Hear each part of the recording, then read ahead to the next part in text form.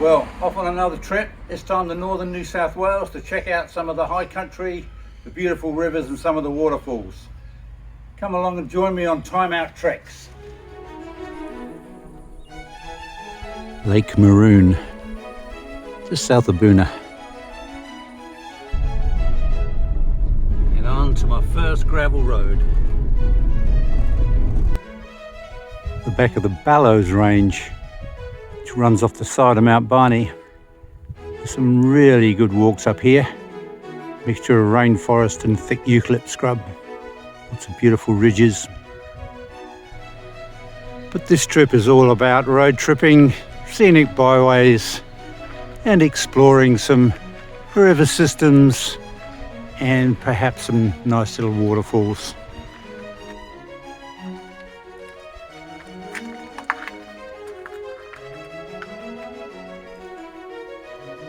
The campsites here are very pleasant and they get some interesting visitors sometimes.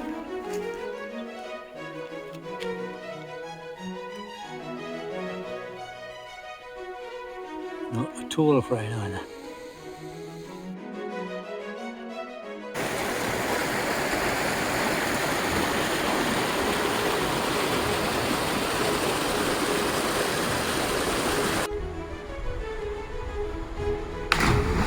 Woohoo! There's a nice little easy walk here on the highway in this national park.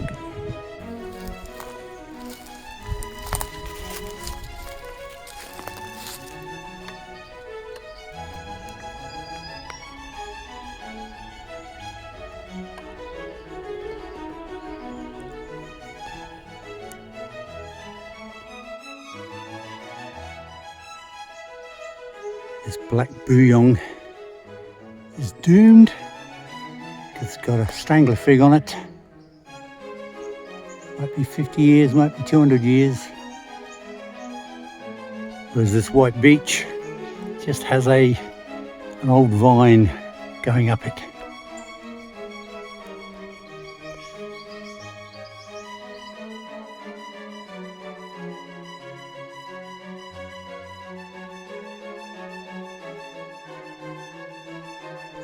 These giant stinging trees, the wood is so soft that when the trees fall down they only last 4 or 5 years on the forest floor before rotting away. Massive bracket fungus here, at work busily decaying this old dead tree. And this one, not many of these left, pretty rare now. Red cedars, they're all harvested in the last 100 years or so. Red gold. A lovely little 10 to 15 minute rainforest walk.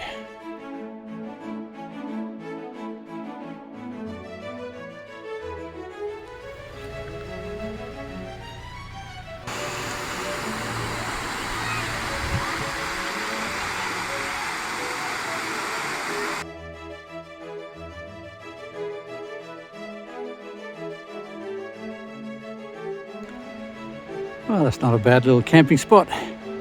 Just 30 metres from the falls. Just about a perfect spot.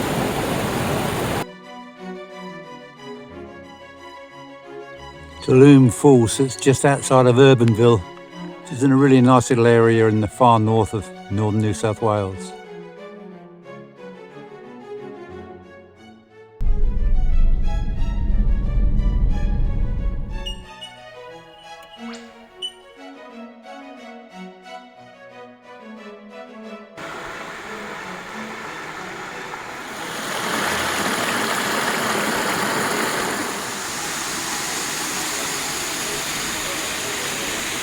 Bonalbo. Tribute to the working dog of Australia.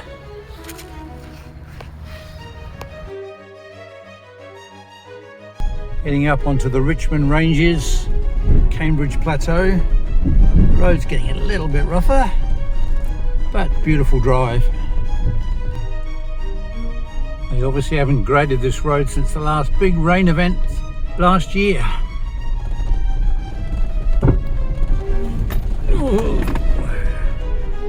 So the rainforests of this area have the greatest diversity of mammal, bird, frog and snake species of anywhere in Australia.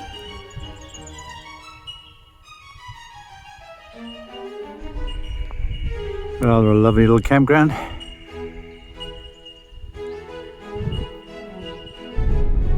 It certainly is a beautiful drive along this Cambridge Plateau road.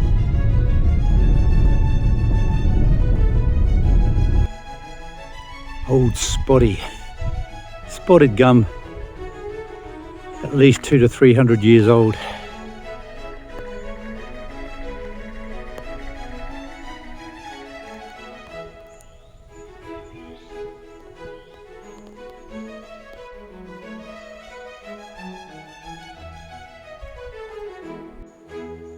A couple of big black boyongs here, all festooned with vines.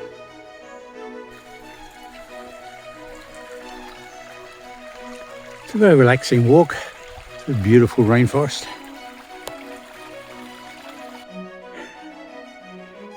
Possibly not so relaxing anymore. Quite a few steps on this walk. A loving but deadly embrace. The old strangler fig.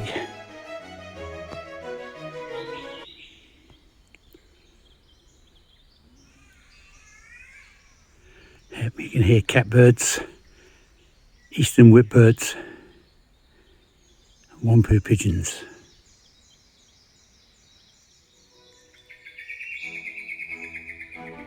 Come on down to the banks of the Clarence River.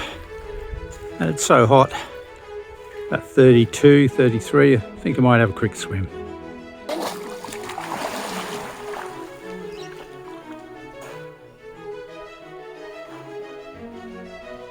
Oh, that's better. Beautiful.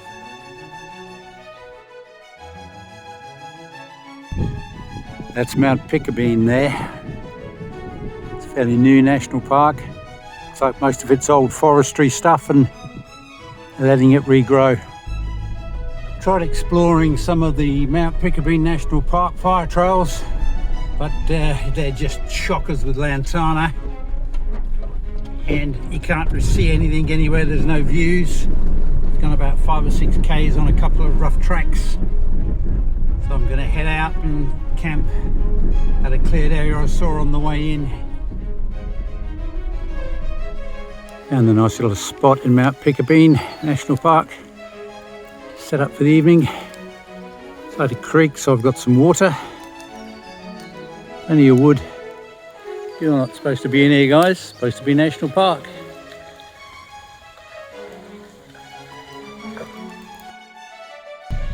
I've come out to Wave Hill Station down the end of the Clarence Way, and I'm heading off to have a look at Clarence Gorge and spend the night here. I've tied a canoe on the roof, on top of the rooftop tent, and we've got a bit of decent full driving to do to go up over the mountain to drop down into the Clarence. Should be fun.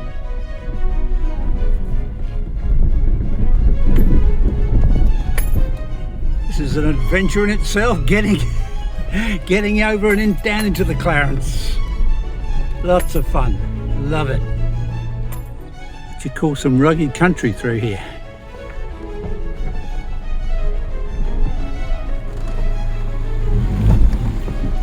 Nice big water dragon on the rock there.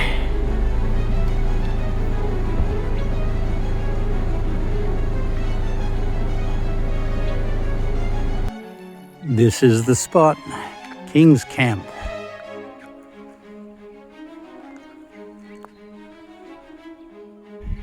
This would have to be one of my top campsites.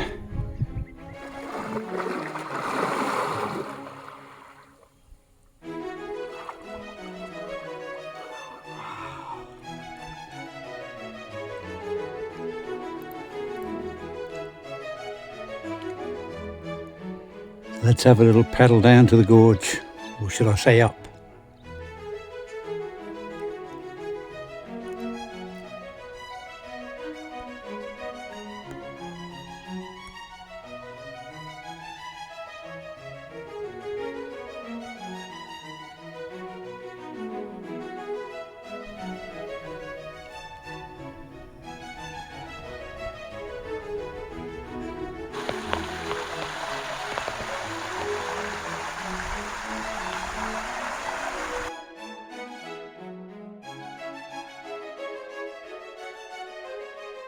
Well, it's a lot more water in this time than I was here last, and it's too hard to paddle against the current here. So I'm going to head back downstream. Whew, very hard work now, paddling against this river.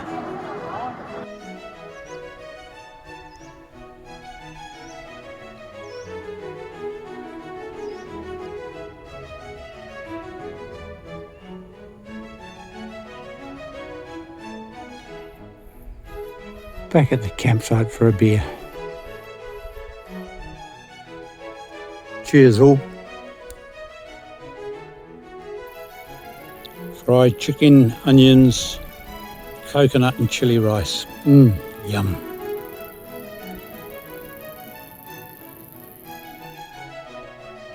I don't know if you can see, but there's all these really small fish just jumping out of the water everywhere.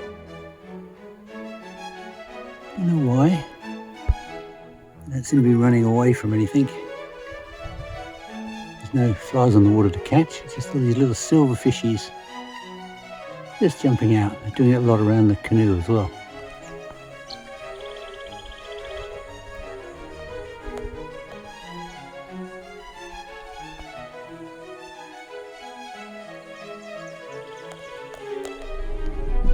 Heading out now of this beautiful King's Camp on Wave Hill Station. What a great night and a great day. Love that gorge. So, here's the Clarence.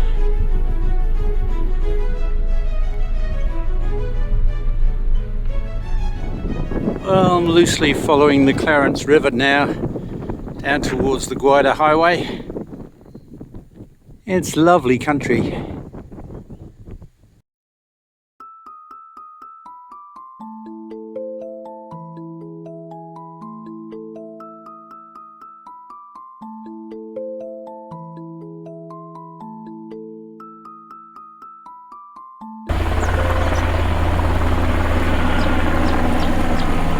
Hope that's not firefighting. So it's actually the Man River. It's got a couple of big braids and massive camping area along the river. All free camping.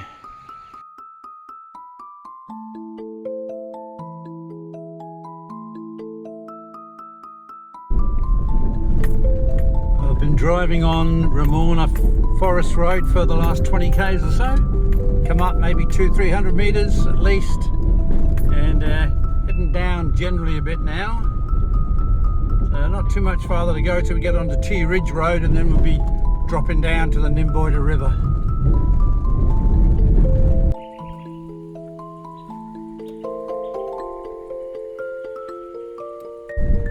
And finally we start the descent. Woohoo! Going to be a long way down to the river.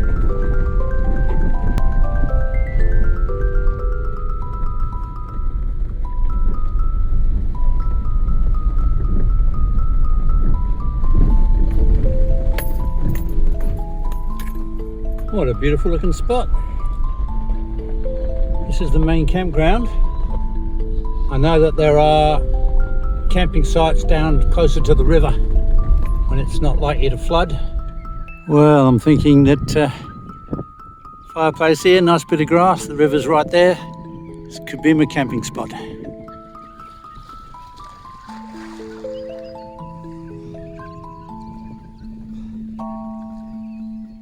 Just like the high country, there's even some old cattlemen's huts. This one's the Nymboida Old Stockman's Hut. It's pretty old, this one. The old fireplace on the left there. Not all that weatherproof anymore. Well, it's 34 degrees, so my last cool down before going to set up the campfire and stuff. Cheers all. Perfect reflection this morning. And the Nymboida River, famed for its whitewater rapids, but just not here. Farther upstream there. Heading out towards the old Grafton Road, and it sure does have a Victorian High Country feel about it. Crossing the next river, I think this is the Boyd, which flows into the Man, well, into the Nymboida maybe, and then into the Man. We're following this river now right up the valley to Dalmorton.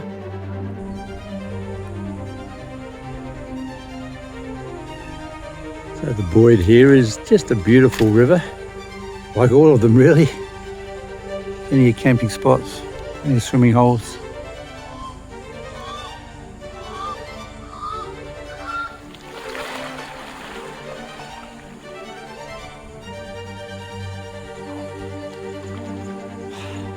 There's another old cattleman's hut at Dalmorton on the Boyd River. Used to be a gold mining area at one stage back in the late 1800s.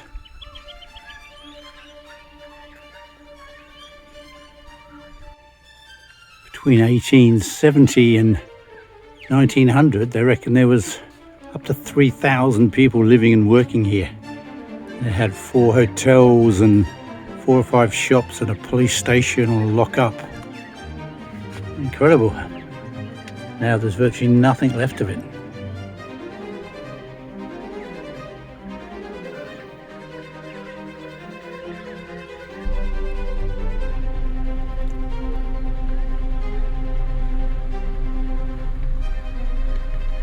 So I'm going to leave this river but head over to Guy Fawkes National Park.